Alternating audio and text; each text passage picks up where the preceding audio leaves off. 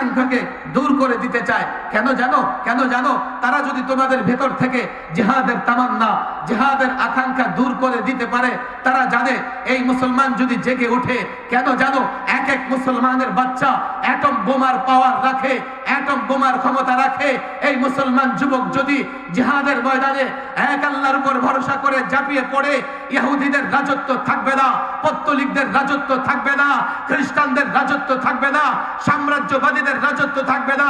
এজন্য তোমাকে দমন করবার জন্য, তোমার ভেতর থেকে জিহাদের জজবা খতম করার জন্য তোমাকে সন্ত্রাস বলে, তোমাকে জঙ্গিবাদ বলে, তোমাকে মৌলবাদ বলে, তোমাকে সাম্প্রদায়িক বলে দমন করতে চায়।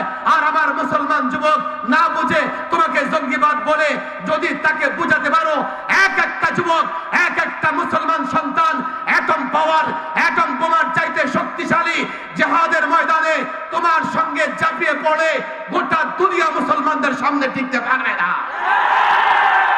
দাঁড়াইছেন কেন? আমি নিজের মর্জি মতো বয়ান করি, কারো কথায় বয়ান করি। বসেন। তাহলে আর 16 বছরে 3 বার জেলে যাওয়া লাগে না। উসুল এবং নীতিতে সব বরাবর, মৌলভী সাহেব হোক আর সাধারণ মানুষ হোক, নীতির বাহিরে কাজ কখনোই গ্রহণযোগ্য না। আরাম করে বসেন, তাহলে ওটা পিছনে যান, কোনো কথা শোনা হবে না। অনেক ছাত্র এখানে এসছে, অনেক যুবকরাও আসছে, কথা বলবার মতো অনেক বিষয়ও এখন সামনে আছে। মাওলানা আলী হাসান ওসামা জেহাদ নিয়ে কথা বলেছেন। এখানে অনেক যুবক আছে, তাদেরকেও জেহাদ বিষয়ে সঠিক বিষয়টা বোঝার দরকার আছে না নাই? আমরা দেখেছি আজকেও এক উপদেষ্টা বলেছেন যে জঙ্গিবাদকে এড়িয়ে যাওয়া যাবে না, জঙ্গিবাদকে প্রশ্রয় দেওয়া যাবে না। সুন্দর কথা, কিন্তু এই কথাতে আমাদের জন্য ভয়ের জায়গা আছে। সেটা কি? গত 16 বৎসরে টুপি দাড়িওয়ালাদেরকে জঙ্গি বানানোর সবচাইতে বেশি ষড়যন্ত্র করা হয়েছে। আপনি যখন জঙ্গিবাদ বলবেন, পাশাপাশি এই কথাটাও বলবেন যে জঙ্গিবাদের নামে কেউ যেন গ্রেফতার না হয়। জিহাদের একটা সঠিক ব্যাখ্যা আমাদের ছাত্র সমাজ, আমাদের যুবকদের সামনে থাকা উচিত। দ্বিতীয় বিষয় নিয়ে কথা বলতে হবে, সংবিধান নিয়ে। আমার মনে হয় সংবিধান নিয়ে আলোচনা হয়েছে। আমি নিজে যেহেতু সংবিধান সংস্কারের প্রস্তাবনা পেশ করেছি, সংবিধান সংস্কারের জন্য যে কমিশন গঠন করা হয়েছে, সেখানে আমাকে আহ্বান জানানো হয়েছিল। আমি প্রস্তাব দেওয়ার জন্য সম্মতি দিয়েছি। ইতিমধ্যে একটা সংক্ষিপ্ত প্রস্তাবনাও দিয়েছি। আরো বিস্তৃতভাবে ওলামাদের পক্ষ থেকে এই সংবিধান সংশোধনের জন্য আমরা প্রস্তাবনা দিব, সেটা দিতেই হবে। 3 নম্বর বিষয় যেটা নিয়ে কথা বলা দরকার, সেটা হচ্ছে দাওয়াত ও তাবলীগের কাজে এখন একটা বিশৃঙ্খলা দেখা দিচ্ছে, এবং এই বিশৃঙ্খলাটা এমন পর্যায়ে পৌঁছে গেছে, আজকে যখন আমরাও কদিন আগে সোহরাওয়ার্দীতে জমায়েত হয়েছিলাম, কিন্তু আমাদের কারো হাতে লাঠি ছিল না, ছিল তাসবিহ। আজকে যারা কাকরাইলে জমা হয়েছে, তারা লাঠি নিয়ে জমায়েত হয়েছে। কেন? কোন ভয়? কাকে মারবে? আলেমদের মারবে, মাদ্রাসার ছাত্রদেরকে মারবে, না কিংবা দাওয়াত ও তাবলীগের সাথীদের মারবে? কাকে মারবে?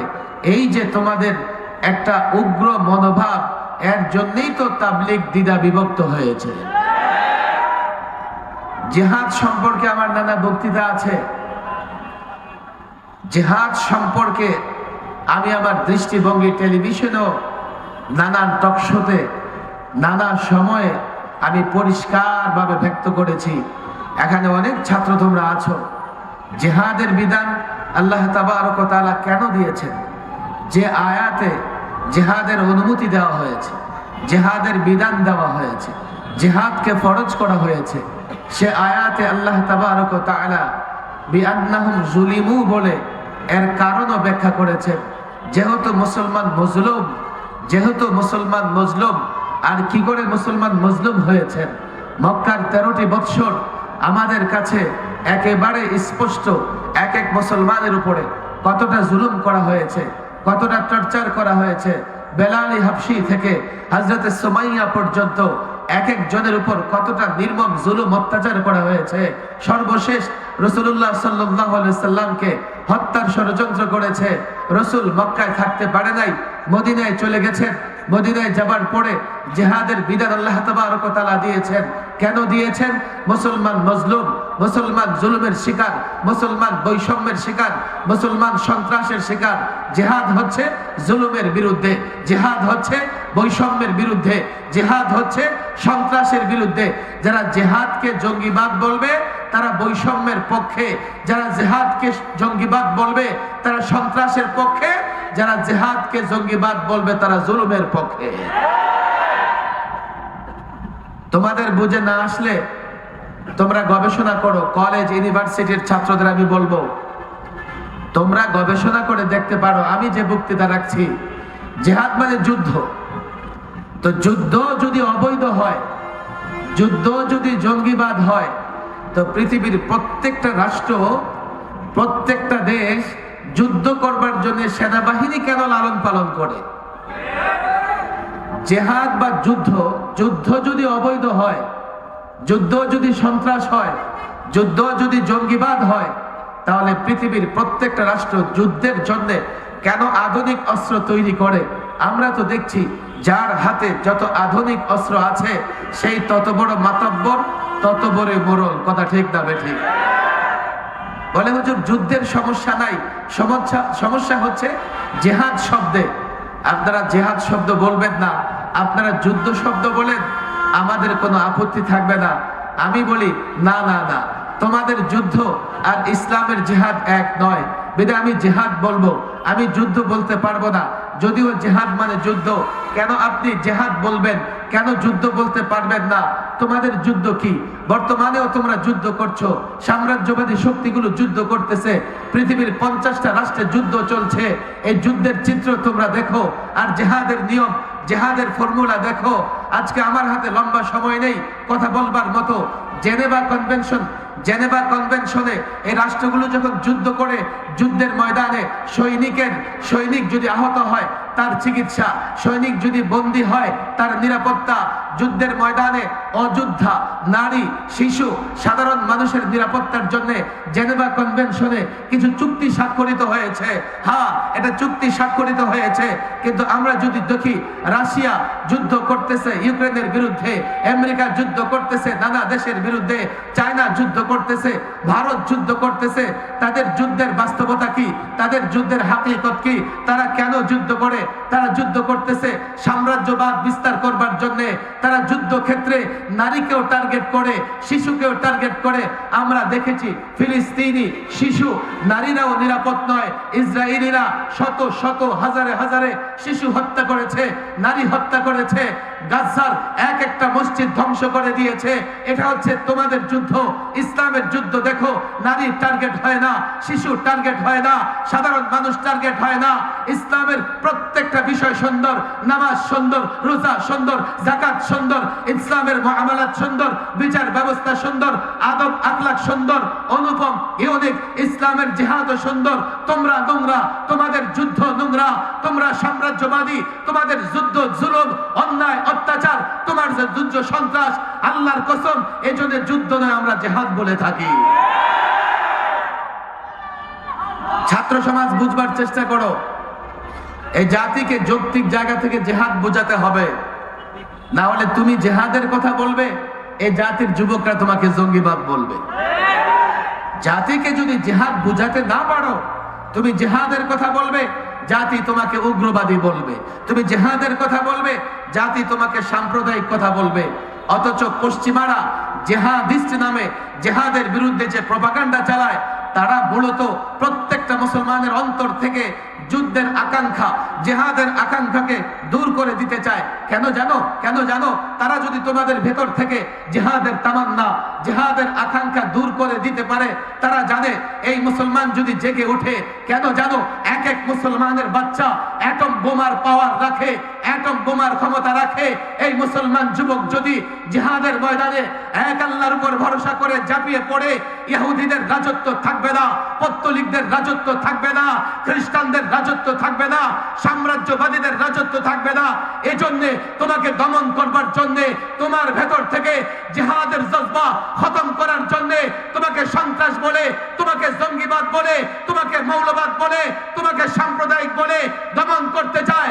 আর আমার মুসলমান যুবক না বুঝে তোমাকে জঙ্গিবাদ বলে যদি তাকে বুঝাতে পারো, এক একটা যুবক, এক একটা মুসলমান সন্তান অ্যাটম পাওয়ার, অ্যাটম বোমার চাইতে শক্তিশালী, জিহাদের ময়দানে তোমার সঙ্গে ঝাঁপিয়ে পড়ে গোটা দুনিয়া মুসলমানদের সামনে টিকতে পারবে না।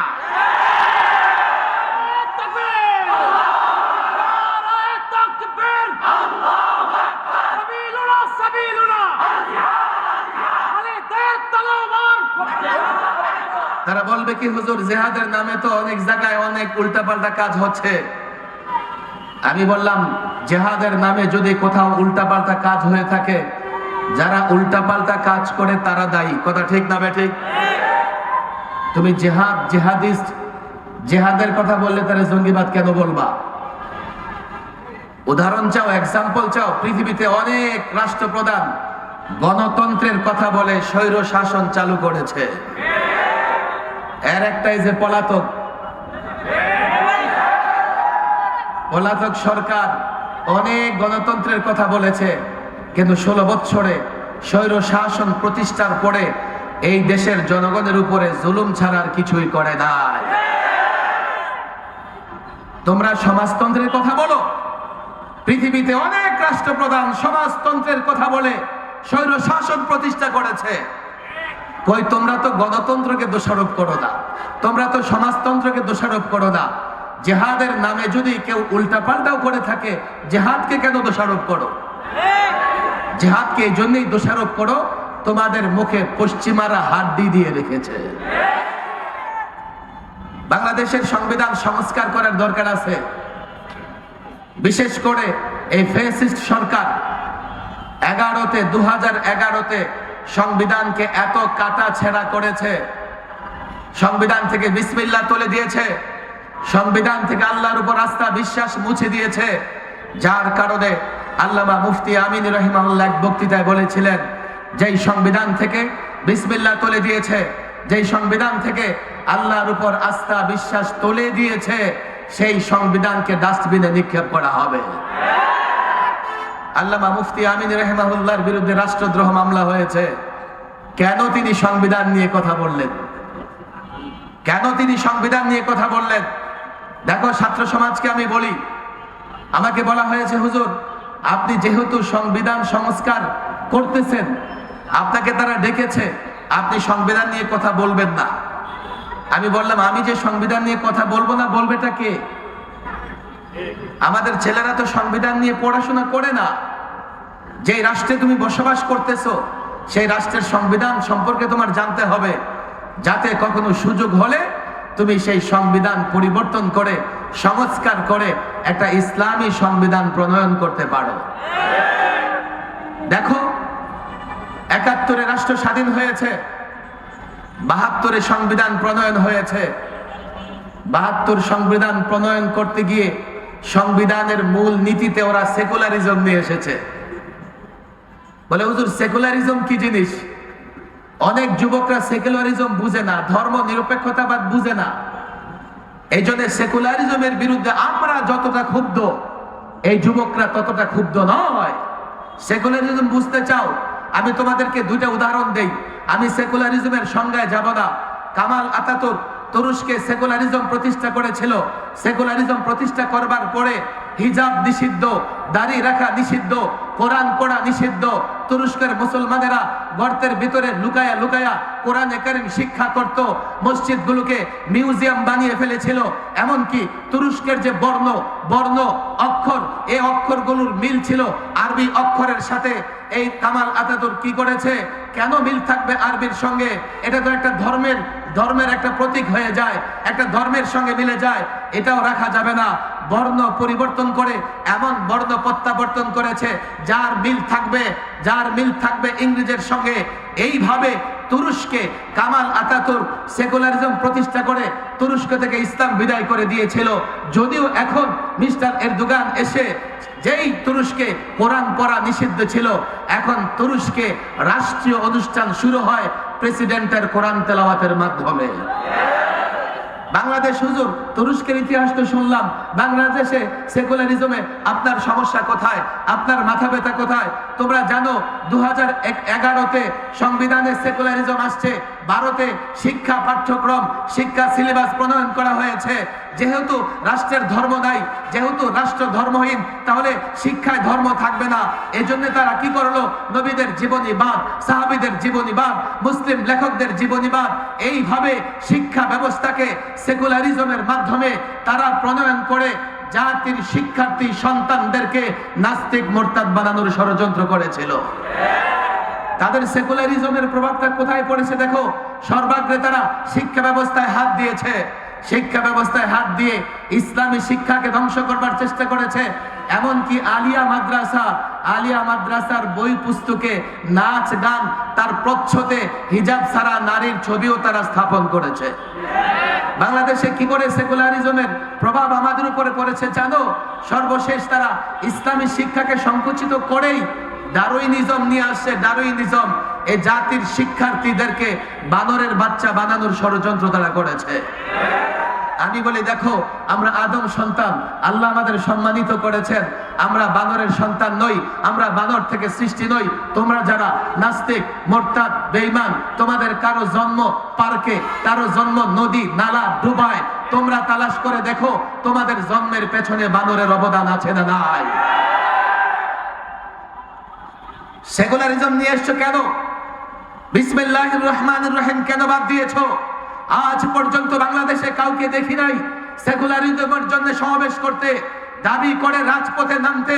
অথচ বিসমিল্লাহ যখন বাদ দেওয়া হয়েছে, আমরা প্রতিবাদ করেছি, দেশের মুসলমান প্রতিবাদ করেছে। আল্লাহর উপর আস্থা বিশ্বাস যখন বাদ দিয়েছে, সমস্ত মানুষ প্রতিবাদ করেছে। একজন মুমিন ছোট্ট কাজ করলে বিসমিল্লাহ বলে শুরু করে, ঘরে প্রবেশ করলে বিসমিল্লাহ বলে প্রবেশ করে, ঘর থেকে বের হলে বিসমিল্লাহ তাওয়াক্কালতু আলাল্লাহ বলে বের হয়, পানি খায় বিসমিল্লাহ, খাবার খায় বিসমিল্লাহ, ঘুমোতে যায় বিসমিল্লাহ। সেই দেশের সংবিধানে বিসমিল্লাহ থাকবে, দলিলে বিসমিল্লাহ থাকবে, সেই দেশের রাষ্ট্রীয় কাজে বিসমিল্লাহ থাকবে, এটাই স্বাভাবিক। আল্লাহর উপর আস্থা বিশ্বাসের কথা বলো, এটা তো আরো স্বাভাবিক। কেননা প্রত্যেকটা মুসলমান আল্লাহর উপর আস্থা বিশ্বাস রেখেই কাজ করে। কথা ঠিক না বেঠিক? দেখো, অনেক যুক্তি তারা দিবে, অনেক যুক্তি তারা দেয়। 1979-তে পঞ্চম সংশোধনী, পঞ্চমবার এই সংবিধানকে সংশোধন করে এখানে প্রেসিডেন্ট জিয়াউর রহমান বিসমিল্লাহির রহমানির রহিম এবং আল্লাহর উপর পূর্ণ আস্থা বিশ্বাস, এই মূল নীতি সংযুক্ত করেছেন। আর 11, এর মানে 32টা বছর আমার দেশের সংবিধানে বিসমিল্লাহির রহমানির রহিম ছিল। 32টা বছর আমার দেশের সংবিধানে আল্লাহর উপর আস্থা বিশ্বাস ছিল। 32 বছরে ঘুরে ফিরে জাতীয় পার্টি, আওয়ামী লীগ, বিএনপি ক্ষমতায় ছিল, কারো কোনো সমস্যা হয় নাই। তাহলে কেন সংবিধান থেকে বাদ দিতে হবে? এই সংবিধান থেকে এগুলো বাদ দিয়ে সেকুলারিজম, গণতন্ত্র, সমাজতন্ত্র সব জগা খিচুড়ি করে ফেলেছে। কেন জানো? একটা দিয়ে ভারতকে খুশি করতে চেয়েছে, আরেকটা দিয়ে চীন রাশিয়াকে খুশি করতে চেয়েছে, আরেকটা দিয়ে আমেরিকা খুশি করতে চেয়েছে। কিন্তু আল্লাহ যখন চেয়েছেন তোমাদের পতন কেউ ঠেকাতে পারে না। কেন তোমরা এগুলো করেছো? আমরা এগুলো স্পষ্ট বলেছি, আমরা এই সরকারকে সহযোগিতা করতেছি। কেন? এই যাত্রা বাড়িতেও আমাদের সন্তানেরা তাজা রক্ত জড়িয়েছে। আমরা বলেছি এই সরকার সংস্কার করবে, আমরা সহযোগিতা করব। আমরা সংবিধান সংস্কার কমিশনকে পরিষ্কার বলেছি, 32 বছর বাংলাদেশ সংবিধানে বিসমিল্লাহির রহমানির রহিম ছিল, সেটা নিয়ে আসতে হবে। আল্লাহর উপর আস্থা বিশ্বাস ছিল, সেটা নিয়ে আসতে হবে। সেকুলারিজম ছিল না, সেটাকে বাদ দিতে হবে। আরো 2টা বিষয় বলেছি। একটা বিষয় থাকবে এমন যে এই সংবিধানে বা আইনে যেখানে কোরআন সুন্নাহর সঙ্গে সাংঘর্ষিক কিছু থাকবে, সেটা গ্রহণযোগ্য হবে না। বলে হুজুর এই কথা আপনারা কিভাবে বলেন? এটা কি জাতি মানবে? আমি বললাম কেন মানবে না? নির্বাচনের আগে ছাত্র সমাজ, যুবক, তোমাদের বলি, প্রত্যেকটা রাজনৈতিক দল একটা ইশতেহার ঘোষণা করে আর ইশতিহারে কি বলে? আমার দল যদি ক্ষমতায় আসে আমরা কোরআন সুন্নাহ বিরোধী আইন করব না। কথা ঠিক না বেঠিক? তাহলে সব রাজনৈতিক দল কোরআন সুন্নাহর বিরুদ্ধে কিছুই বলতে চায় না, তাহলে কোরআন সুন্নাহর সঙ্গে সাংঘর্ষিক সব বাদ যাবে, এই কথাই তো বাংলাদেশের সবাই একমত। আর যেই কথায় সবাই একমত সেটা কেন সংবিধানে আসবে না? আসতে সমস্যা কোথায়? সমস্যা কোথায় আমাকে বলো। সমস্যা নাই, পশ্চিমারা নারাজ হবে, রক্ত আমরা দিয়েছি, পশ্চিমারা রক্ত দেয় না। আরেকটা কথা আমি বলেছি, সর্বশেষ নবী, আজকে খতমে নবুয়ত মহাসম্মেলন, সর্বশেষ নবী, সর্বশ্রেষ্ঠ নবী মুহাম্মদ সাল্লাল্লাহু আলাইহি সাল্লামকে নিয়ে কটূক্তি করলে এটা হবে সর্বোচ্চ অপরাধ, সর্বোচ্চ অপরাধ, তাকে সর্বোচ্চ শাস্তি দিতে হবে। আমি ছাত্র সমাজকে বলি, তাদেরকেও বলে এসেছি, তোমাদের বলে যাই, আমরা বলেছি দেখেন আমরা যে দাবিগুলো জানাচ্ছি এটা সব রাজনৈতিক দল, কোন দল অস্বীকার করতে পারবে না, কোন মুসলমান অস্বীকার করতে পারবে না। যদি আপনারা মনে করেন না না না না আপনাদের এই কথায় জনতা একমত নয়, আপনাদের এই কথা জনতা মানবে না, কি চান? গণভোট দেবেন? দেন। গণপরিষদ গঠন করবেন? করেন। আর যদি মনে করেন না না না জনসমাবেশ, জনসমাগম দেখতে চাই, দেখতে চাই কতজন মানুষ বিসমিল্লাহ চায়, দেখতে চাই কতজন মানুষ আল্লাহর উপর আস্থা বিশ্বাস ফিরিয়ে আনতে চায়, আমি তাদেরকে বলেছি তোমাদের বলে যাই, এটা রাজনৈতিক ইস্যু নয়, দলীয় ইস্যু নয়, মাদ্রাসা মসজিদের ইস্যু নয়, এদেশের 16 কোটি জনতার ইস্যু। আমি আবারও বলি, মিডিয়ার সামনে বলি, এই বিষয়গুলোর পক্ষে আপনারা যদি জনমত চান, আপনাদের আমরা সহযোগিতা করছি, সহযোগিতা করব, নিঃস্বার্থ সহযোগিতা করব। আমরা উপদেষ্টা হতে চাই না, আমরা কোনো পদ পদবি চাই না, আমরা সহযোগিতা করছি। রাষ্ট্র মেরামত করবেন, আমরা সহযোগিতা করতেছি। রাষ্ট্র সংস্কার করবেন, যদি মনে করেন আমাদের মতামতের পক্ষে লোকজন জড়ো করা দরকার, সমাগম ঘটাবার দরকার, জনসমাবেশ ঘটাবার দরকার, আমি পরিষ্কার বলি, তোমাদের বলে যেতে চাই, টেকনাফ থেকে তেতুলিয়া, রূপসা থেকে পাথরিয়া, বাংলাদেশের যে কোনো জায়গায় যদি বলো, ভাষাঞ্চলে, সেন্ট মার্টিনে, উত্তরবঙ্গে, দক্ষিণবঙ্গে, যেখানে তোমরা বলো না কেন, আল্লাহর কসম আমাদের এই দাবির পক্ষে কম পক্ষে 1 লক্ষ মুসলমান, কম পক্ষে 1 কোটি মুসলমান জমায়েত হবে, জমায়েত হবে।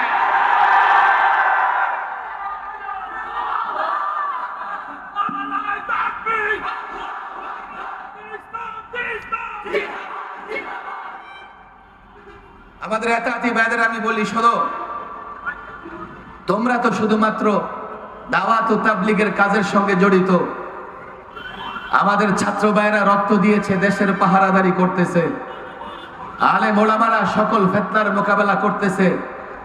তোমরা আলেম ওলামাদের বিরুদ্ধে যেও না, আলেম ওলামাদের অনুসরণ করো, আলেম ওলামাদের সাথে থাকো। তারা বলবে কি হুজুর, না না আমাদের সঙ্গে আলেম ওলামা আছে। আয়াত তোমরা শুনেছো, আতিউল্লাহ ওয়া আতিউর রাসূল ওয়া উলিল আমরি মিনকুম, আল্লাহর দাসত্ব গোলামি করো, রাসূলুল্লাহর অনুসরণ করো। আর উলুল আমর, আব্দুল্লাহ ইবনে আব্বাস সহ অনেক মুফাসসির বলেছেন এর দ্বারা উদ্দেশ্য ওলামা, ফোকাহা। আল্লাহ বলেছেন ওলামা ফোকাহাদের অনুসরণ করো। আর তোমরা বলো আমাদের সঙ্গে আলেম আছে, আরে আলেমের যদি অনুসরণ করো, আলেমের মেমোরি কার্ডে কোরআন আছে, সুন্নাহ আছে, তোমরা আলেমের অনুসরণ করলে আলেমের সঙ্গে তোমরাও সিরাতে মুস্তাকিমে থাকবে। তোমাদের মাথায় কি আছে যে আলেম তোমাদের সঙ্গে আছে, নিজেও ভ্রষ্ট, তোমরাও ভ্রষ্ট। পরিষ্কার বলি, তোমাদের সঙ্গে মারামারি করার সুযোগই তো আমাদের নাই, সময়ই তো নাই। আমরা এই দেশের মানুষের ঈমান হেফাজতের জন্য কাজ করতেছি। তোমাদের কাছে আমাদের দাবি, তোমরা আলেমদের সঙ্গে থাকো, তাহলে দাওয়াত ও তাবলীগের মেহনত সঠিকভাবে চলবে। আলেমদের ছাড়া বলে আমরা তো মানি, দিল্লির এক মাওলানা সাদ সাহেবকে মানি। আরে দিল্লির সাদ সাহেবকে যদি আলেম হিসেবে মানো, তো বাংলাদেশের লাখো আলেমকে মানতে তোমাদের সমস্যা কোথায়? যদি বলো না বিচার চাই, বিচার মানবো, বিচার চাই, আমরা জবরদস্তি করতে চাই না, তাহলে কাকরেলের মাদ্রাসার মুরব্বী জুবায়ের সাহেব, মাদ্রাসার মোতাওয়াল্লি জুবায়ের সাহেব, প্রতিষ্ঠানের মোতাওয়াল্লি যিনি, তার কথাই তো গ্রহণযোগ্য হয়, তোমরা তার কথা কেন মানছো না? যদি বলো যে তার উপর আস্থা বিশ্বাস নাই, তাহলে এখানে আসো, কাকরাইলে ফয়সাল, আমিরে ফয়সাল যে শুরায় পরিচালিত হয় সেখানে 6 ব্যক্তি ফয়সালা দিয়ে থাকেন। যদিও 6 ব্যক্তি, এখন 5 ব্যক্তি আছে। 3 দিন আগে একজনের ইন্তেকাল হয়ে গেছে, নাসিম সাহেব, এতাতিদের লিডার, আল্লাহ তাকে মাফ করে দেন। এখন আছে মাত্র ওয়াসিফ সাহেব আর তার এগনিস্টে 4 জন। তো যেদিকে 4 জন ফয়সালা তো সেদিকে হবে। ফয়সালা তোমাদের একজনের পক্ষে কেন হবে? তোমরা যদি বিচার চাও, ইনসাফ চাও, তাহলে তো তোমাদের আলেমদের সঙ্গে মিলেমিশে কাজ করা লাগে। কিন্তু যদি মনে করো না না না বিচার মানি, তবে তালগাছটা আমার, এটা তো আমরা মানতে পারবো না, এটা ওলামা একরাম মানবে না। আমার ভয় হয়, আমি সোরার দিতেও বলেছি, এইভাবে যদি তোমরা আলেমদের বাইরে চলতে থাকো, আলাদা মসজিদ বানাও, আলাদা মাদ্রাসা বানাও, একটা সময় আলেমরা যখন ফতুয়া দিয়ে দিবে তাদের মাদ্রাসায় যাওয়া যাবে না, তাদের মসজিদে যাওয়া যাবে না, তো কাদিয়ানি যেভাবে মুসলমান থেকে বিচ্ছিন্ন হয়ে গেছে, তোমরাও সেইভাবে বিচ্ছিন্ন হয়ে যাবে। তোমরা আমাদের ভাই, তোমাদের হাতে পায়ে দড়ি। দাওয়াত ও তাবলীগের কাজ, এটা ইসলামের কাজ। ইসলাম বুঝে ওলামা একরামের সঙ্গে থাকো, তাদের সঙ্গে থেকে দাওয়াত ও তাবলীগের কাজ করো। আমি মনে করি এই ফিতনা দূর হয়ে যাবে। পারলে তোমাদের লিডারকে বলে দাও, সাদ সাহেব আপনি চাইলে এক মুহূর্তে এই সমস্যার সমাধান দিতে পারেন। মৌলভী সাদ সাহেব যদি এতটুকু বলে, আমার ইমারত দরকার নাই, আমি আলমী শোরা পৃথিবীর আলেমদের হাতে এই দায়িত্ব দিলাম, ওনারা যাকে খুশি আমির বানাক, ওনারা মজলিসে শুরা করে চালাক। আমি তো মনে করি এই ঘোষণা দেওয়ার সঙ্গে সঙ্গে এই তাবলীগের কাজে কোনো রকমের গন্ডগোল আর থাকবে না। বলে গেলাম, যদি কোনো এতাতি ভাই থাকো, তোমাদের কাছে হাত জোর করে বলে যাই, ওলামাদের বিরোধিতা করো না। ছাত্র সমাজকে বলি, দেখো এখন জাতি তোমাদের কাছে বড় ভরসা রাখে, তোমরা জাতিকে নেতৃত্ব দেওয়ার মতো যোগ্যতা অর্জন করো। সংবিধান প্রণয়ন থেকে শুরু করে প্রত্যেকটা আইন কিভাবে জাতির কল্যাণে প্রণয়ন করা যাবে সেই ফিকিরও তোমরা করো। জাতির যুবকদের কাছে ইসলামের সৌন্দর্য তুলে ধরো, তাহলে জাতির যুবকরা তোমাদের সঙ্গে থাকলে তোমরা সহজেই দেশ এবং রাষ্ট্রের নেতৃত্ব দিতে পারবে। আল্লাহ তাবারক ওয়া তাআলা এই মজমায়ে খাতমে নবুয়ত সম্মেলনকে কবুল আর মঞ্জুর করে নিন। ওয়া মা তাওফীকি ইল্লা বিল্লাহ ওয়া মা আলাইনা ইল্লাল বালাগ।